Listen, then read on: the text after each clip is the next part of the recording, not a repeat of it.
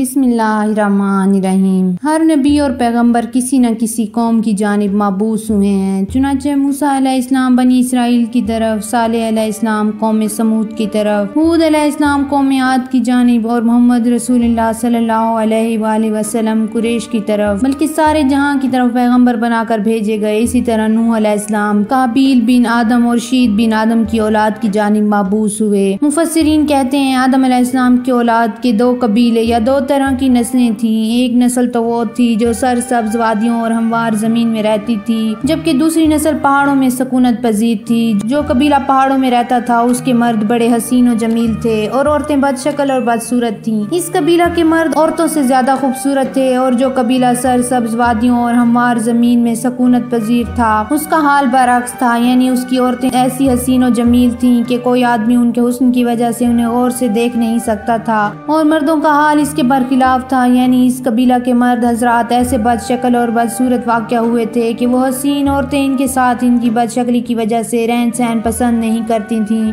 चुनाचे इब्लीस ने इस अजीब फर्क से नाजायज फायदा उठाया। इब्लीस का इरादा हुआ कि क्यों न इनका आपस में इख्तलात पैदा करके इनके अंदर बेहयाई फैला दी जाए। चुनाचे इब्लीस हमवार जमीन में बसने वालों में से एक शख्स के पास मजदूर की शक्ल में आया ताकि इसके बाग और खेत में काम करे। इस आदमी ने इसको मजदूर रख लिया और इसको अपना मुलाजिम बना लिया। एक दिन वो इब्लीस एक बाजा ले आया जिससे ऐसी आवाज निकलती थी जैसी चरवाहों के बाजों की आवाज होती है, और बुलंद आवाज से इस बाजे को बजाने लगा ताकि पहाड़ों पर रहने वाली कौम भी इसकी आवाज सुनकर आ पहुंचे। चुनाचे जब उन्होंने ये आवाज सुनी तो फौरन आ गए और एक मजमा लगा लिया। फिर लोगों ने हर साल इस दिन को ईद और मेला का दिन मुकर्रर कर लिया जिसमें सरसब्ज वादियों की औरतें भी अपने हुस्न जमाल के साथ बन सवर कर आती, जिन्हें फिर मर्द हजरात देखते। पहाड़ों पर रहने और बसने वाले लोगों में से एक आदमी ये मंजर देखकर बेताबी के साथ दौड़ता हुआ अपने दोस्तों के पास गया और वहाँ का सारा वाकया बयान किया। चुनाचे वो लोग भी इनके साथ आकर शामिल हो गए। नतीजा ये हुआ कि एक बड़ी बेहयाई ज़हूर पजीर हो गई और इब्लीस अपने मकसद में कामयाब हो गया। इसने आसमान पर कसम उठाई थी कि वो सालिहीन और मोमिनीन के सिवा सबको गुमराह करके छोड़ेगा।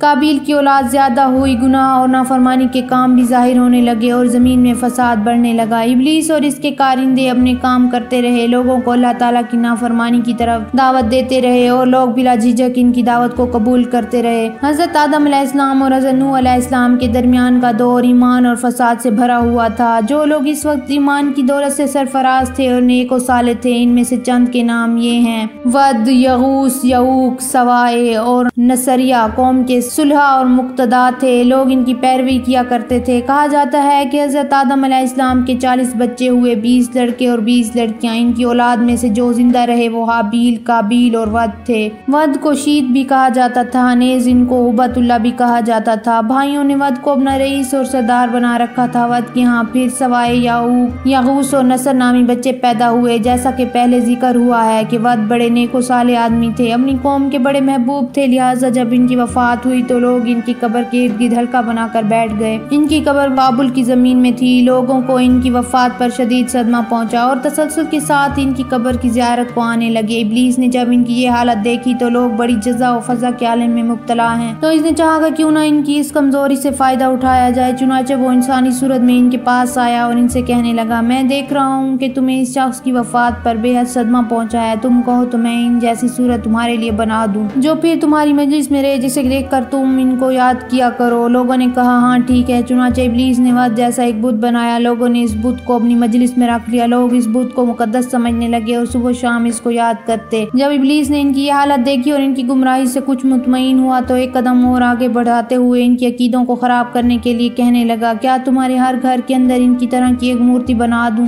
वो मूर्ति जब हर एक के घर में होगी तो तुम इसे देखकर इनको याद कर लिया करोगे और इसकी पूजा कर लिया करोगे। लोगों ने कहा, हाँ बिल्कुल ठीक है। चुनाचे फिर शैतान लईन ने हर घर के लिए वद की तरह की एक मूर्ति बनाई। लोग इन मूर्तियों और बुतों की तरफ खूब मुतवज्जा हो गए जो बज़ाहिर एक साले शख्स वद के नाम से मंसूब थे। जब अगली नस्ल आई और उन्होंने अपने बाप दादा को ये काम करते देखा तो वो भी अपने बाप दादा की तकलीद में इन मूर्तियों की पूजा पाठ करने लगे। नस्ल दर नस्ल तसलसल के साथ बुत परस्ती शुरू हो गई। उन्होंने नेक को साले शख्स वद की असल शख्सियत को अक्सर फरामोश कर दिया। अब उन्होंने इनको एक बुत बना लिया जिसकी पूजा की जाती थी। गोया इस तरह इब्लीस के लिए एक साले आदमी के नाम को कुफर और बुत परस्ती की शक्ल में तब्दील करना मुमकिन हो गया। चुनाचे ये वद पहले शख्स हैं जिनकी अल्लाह को छोड़कर पूजा की गई। पहला बुत जिसकी गैर अल्लाह की सूरत में पूजा की गई वो वद थे। इब्लीस ने इन बुतों के जरिए बहुत सी उम्मतों को राह से हटा दिया और कई करोड़ तक बुत परस्ती का ये सिलसिला जारी रहा, हत्ता कि इस्लाम से पहले का दौर जाहिलियत आ गया। मुफस्सिरीन कहते हैं जो बुत कौम नूह में थे वही इसके बाद अरब के अंदर आ पहुंचे।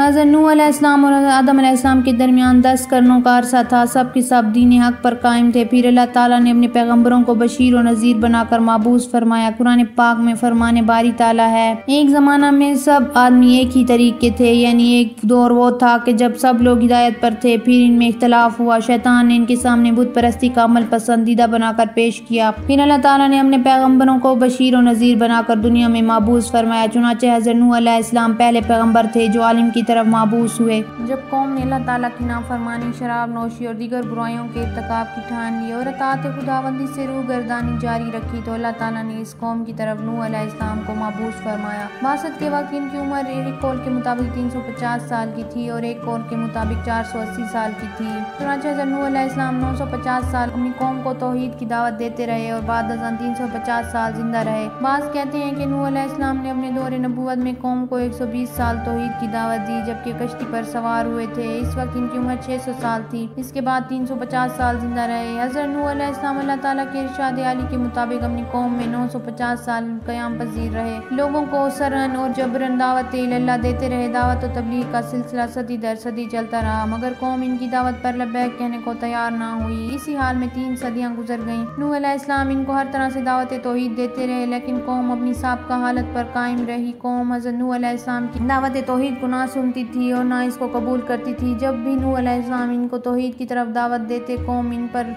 टूट पड़ती और इनका गला घोंट देती, हत्ता कि नूह अलैहिस्सलाम बेहोश हो जाते और गशी खाकर जमीन पर गिर पड़ते। जब होश आता तो जबान पर ये कलमात होते, ऐ अल्लाह मेरी कौम को माफ कर देना, ये मेरे मर्तबा से वाकिफ नहीं। ये सिलसिला दावत और तकलीफ सैकड़ों साल बराबर जारी रहा। बाज़ कहते हैं नूह अलैहिस्सलाम अपनी कौम की तरफ से इस कदर पीटे जाते कि आप लागिर कमजोर और बेजान हो जाते और कपड़ों में लपेट दिए जाते, गोया कि वफात पा गए हों। लोग यही समझते कि आप फौत हो चुके हैं। जब बाहोश होते तो दोबारा इनको तौहीद की दावत देना शुरू कर देते। हज़रत नूह अलैहिस्सलाम बार बार अपनी कौम को दावत तौहीद देते रहे, हत्ता कि बाप अपने बेटों से ये कहते कि देखो ये नूह अलैहिस्सलाम हमारे आबा व अजदाद के साथ रहे हैं, ये शख्स दीवाना है, हमारे बाप दादाओं ने इसकी दावत को कबूल नहीं किया, लिहाजा हम भी इसकी दावत को हरगिज कबूल नहीं करेंगे। एक दिन एक आदमी आया, इसके हमरा इसका बेटा भी था। वो ढेर उम्र होने की वजह से लाठी के सहारे चल रहा था। इसने नूह अलैहिस्सलाम की तरफ इशारा करते हुए अपने बेटे को कहा, बेटे इस बूढ़े को देखो, इससे बचकर रहना, कहीं ये तुम्हें धोखा ना दे। बेटे ने अपने बाप से कहा, अब्बा जान ये अपनी लाठी तो मुझे देना जिसके सहारे आप चलते हैं। बूढ़े बाप ने अपने बेटे को वो लाठी दी जिस पर टेक लगाकर वो चलता था और खुद जमीन पर बैठ गया। चुनाचा बेटा नूह अलैहिस्सलाम के पास गया और इनको इस लाठी से मारा, लेकिन नूह अलैहिस्सलाम इन हालात के बावजूद मायूस नहीं हुए और अपनी कौम को सैकड़ों साल दावत तौहीद देते रहे, मगर ये दावत बेफायदा रही। हज़रत नूह अलैहिस्सलाम ने अपनी कौम को इस अमर की दावत दी कि अल्लाह वादा शरीक है, इसके साथ किसी और बुत, किसी मूर्ति और किसी तागूती चीज को हरगिज ना पुकारो, इसकी वादानियत का एतराफ करो, इसके सिवा कोई माबूद नहीं, इसके सिवा तुम्हारा कोई रब नहीं। नूह अलैहिस्सलाम ने इनको इस तरह कहा, तुम अल्लाह की इबादत करो, इसके सिवा तुम्हारा कोई माबूद नहीं, बेशक मुझे तुम पर एक बड़े दिन के अजाब का अंदेशा है।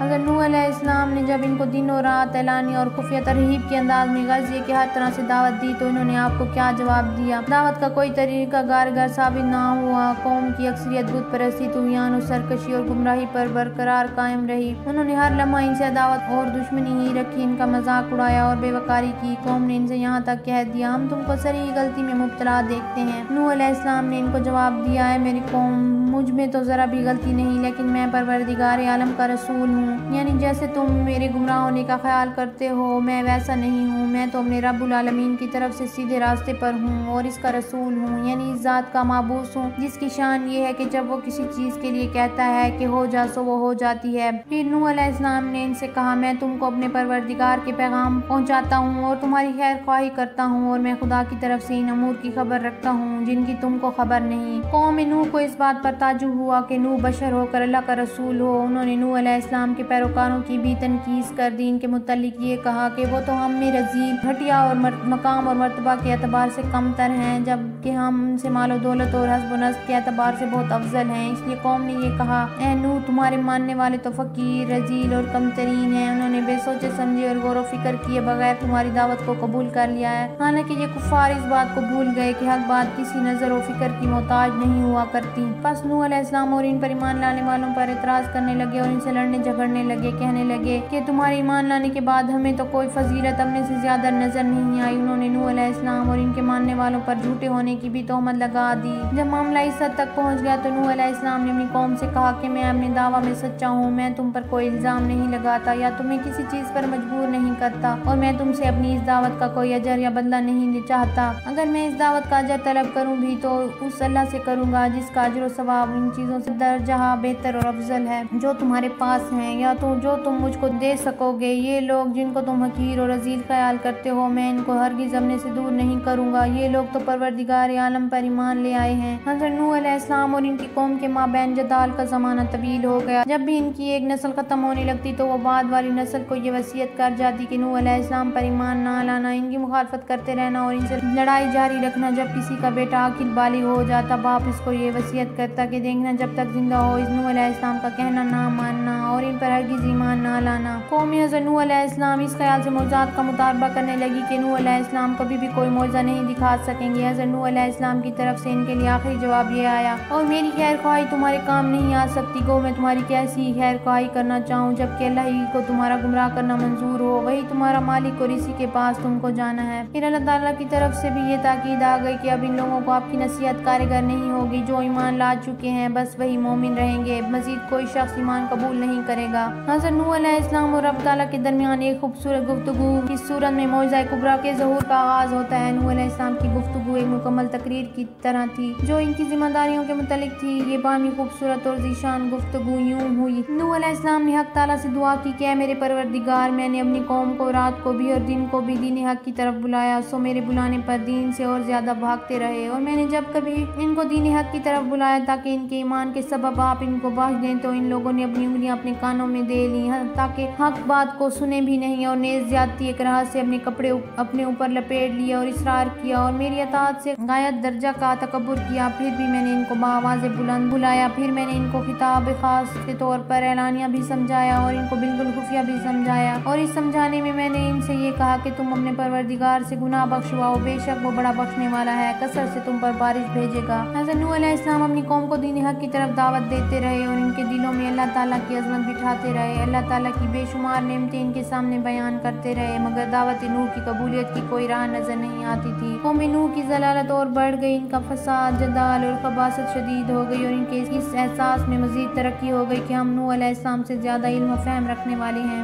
इन हालात के पेश नज़र हज़रत नूह अलैहिस्सलाम ने अपनी सैकड़ों साल तबलीगी मेहनत और कई नस्लों की अज़ियतों पर सब्र के नताइज अपने परवरदिगार के सामने पेश किए और ये दुआ की कि अल्लाह इस कौम को हलाक और तबाह फरमा दे ताकि ये कौम मजीद जमीन में फसाद बर्पा ना कर सके और दूसरों को भी गुमराही के गड्ढे में ना डाल सके। बालाखिर अल्लाह का वो हुक्म आ गया जो अपने अंदर अजीम मौज़ात को छुपाए हुए था। अल्लाह ताला ने हज़रत नूह अलैहिस्सलाम से फरमाया, और तुम इस तूफान से बचने के लिए हमारी निगरानी में और हमारे हुक्म से कश्ती तैयार कर लो। नूह अलैहिस्सलाम ने कहा होगा, परवरदिगार कश्ती क्या चीज है? परवरदिगार ने इनको बतलाया होगा कि कश्ती लकड़ी का एक घर सा होता है जो फिर पानी के ऊपर चलेगी ताकि नाफरमानों को गरकाब करके अपनी जमीन को इनसे सुकून दिलाओ। नूह अलैहिस्सलाम ने पानी के बारे में भी पूछा होगा। बहरहाल नूह अलैहिस्सलाम ने अल्लाह ताला के कादिर मुतलक होने का बखूबी इल्म रखते थे। बाज़ कहते हैं कि नूह अलैहिस्सलाम ने लकड़ी के मुतलिक सवाल किया तो परवरदिगार ने इनको सागून दरख्त लगाने का हुक्म दिया जिसकी शाखें और जड़ें और लकड़ी बहुत ज्यादा होती है। हज़रत नूह अलैहिस्सलाम शजरकारी करते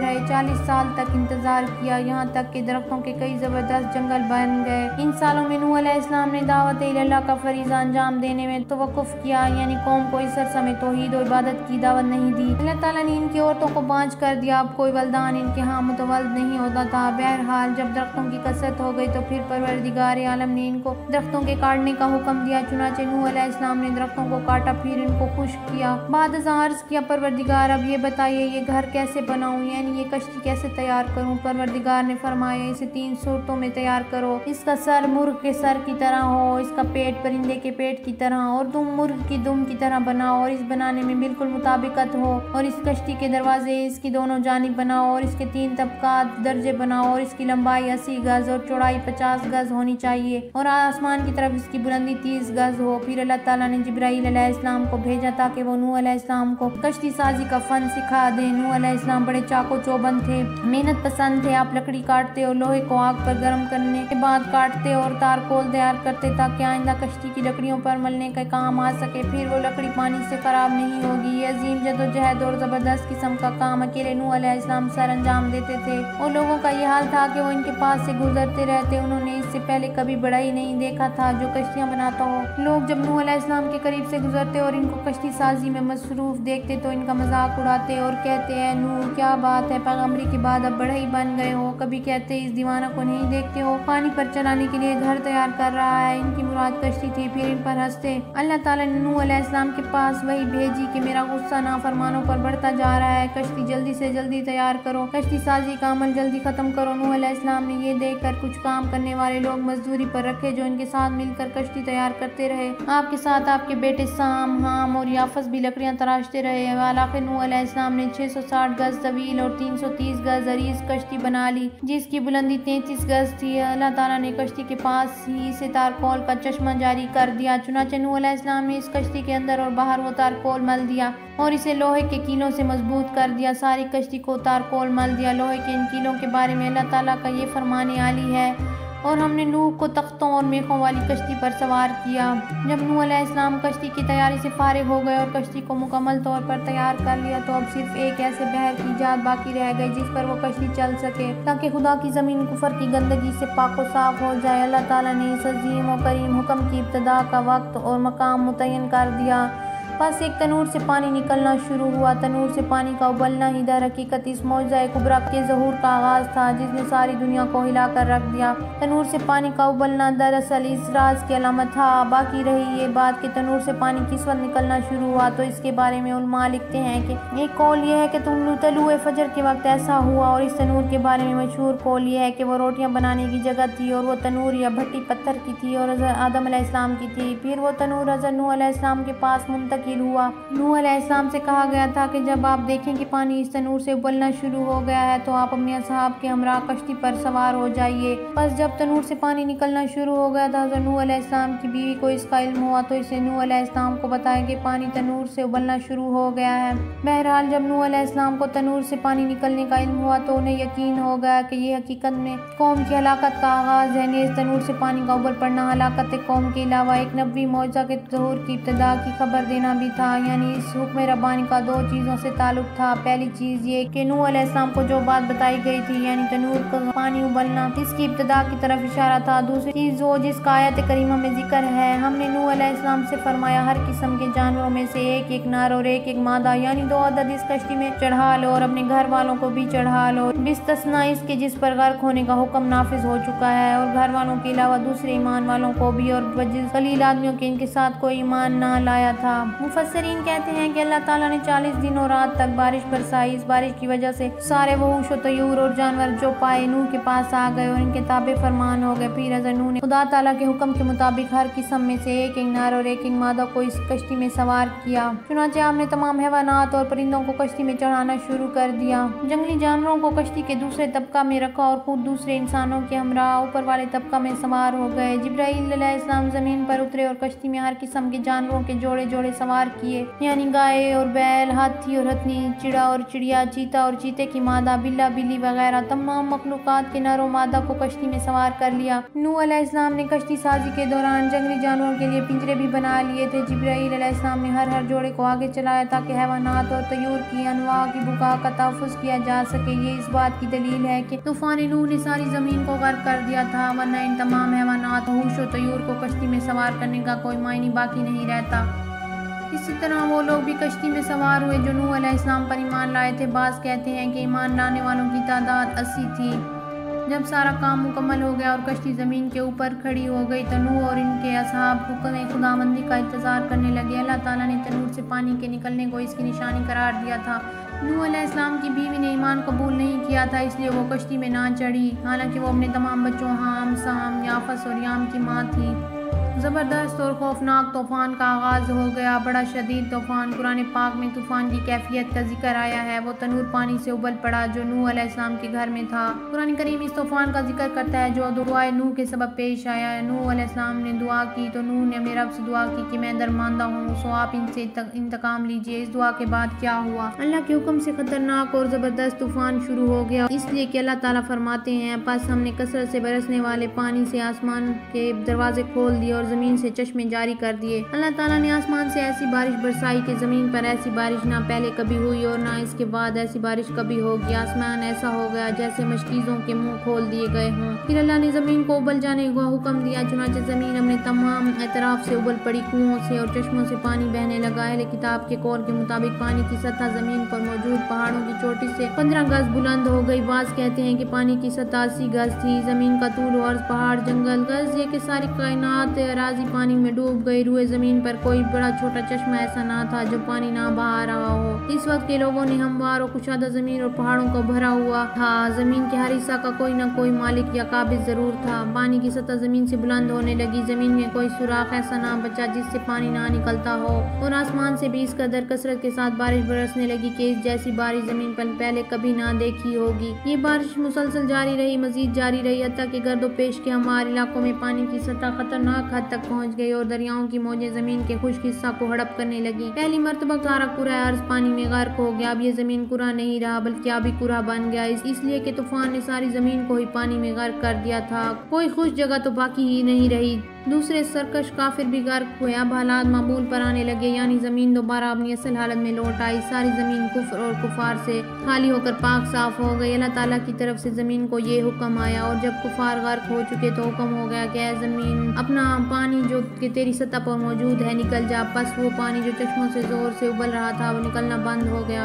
और ऐ आसमान बरसने से थम जा। चुनांचे आसमान से पानी बरसना रुक गया, यानी पानी ज़मीन में वापस चला गया और नूह अलैहिस्सलाम की कश्ती ज़मीन पर आ ठहरी। सारे जालिम लोग हलाकत से दो चार हुए। रब्बुल इज़्ज़त ने नूह अलैहिस्सलाम से फरमाया, ऐ नूह ज़मीन पर उतरो हमारी तरफ से सलाम और बरकतें लेकर जो तुम पर नाजिल होंगी और इन जमातों पर कि तुम्हारे साथ हैं और बहुत सी ऐसी जमातें भी होंगी कि हम उनको दुनिया में चंद रोज़ ऐश देंगे, फिर आखिरत में इन पर हमारी तरफ से सजाए सख्त वाक़िया होगी। कश्ती नूह ज़मीन पर ठहरी। नूह अलैहिस्सलाम ज़मीन पर उतरे, तमाम हो वहूश व तयूर को रिहा किया, फिर वो सारी ज़मीन में फैल गए। नूह अलैहिस्सलाम को ज़मीन के खुश्क होने का इल्म इस वक्त हुआ जब उन्होंने खबरगिरी के लिए कौवे को भेजा। इस कौवे को राह में कहीं कोई मुर्दार मिला, वो इसके खाने में मशगूल हो गया और नूह अलैहिस्सलाम से बेपरवाह हो गए, इनके पास वापस नहीं गया। जिस पर नूह अलैहिस्सलाम ने इसे खौफ की बद्दुआ दी। यही वजह है कि वो घरों से मानूस नहीं होता। फिर नूह ने कबूतर को भेजा, चुनांचे वो उड़ा और इस हाल में वापस लौटा कि इसकी चोंच के साथ जैतून दरख्त की टहनी और पैरों के साथ मिट्टी लगी हुई थी। इससे नूह अलैहिस्सलाम को मालूम हो गया कि ज़मीन की सारी जगहें अब खुश्क हो गई हैं और इसकी गर्दन में सब्ज रंग का हार डाल दिया जिसका निशान हम बाज़ औक़ात कबूतर की गर्दन में देखते हैं और इसको ये दुआ दी कि वो अमन अमान और मानूस होकर रहे। इसीलिए कबूतर घरों से मानूस होता है, लोग इसको पालते हैं और वो ज़रा भी नहीं डरता और लंबी मुसाफतें तय करने के बाद भी वापस अपने मालिक के पास आ जाता है। ये भी नूह अलैहिस्सलाम का मौज़ा है। सो तनूर जिससे पानी उबला था नूह अलैहिस्सलाम को मौज़ा नहीं था बल्कि नूह अलैहिस्सलाम की 9.5 साल की सारी ज़िंदगी ही मौज़ा थी। फिर नूह का कश्ती बनाना और इसकी तैयारी में दरख्त लगाना और 20 साल इनकी लकड़ी का इंतजार करना, ये सब कुछ इनके मौज़ात का हिस्सा है।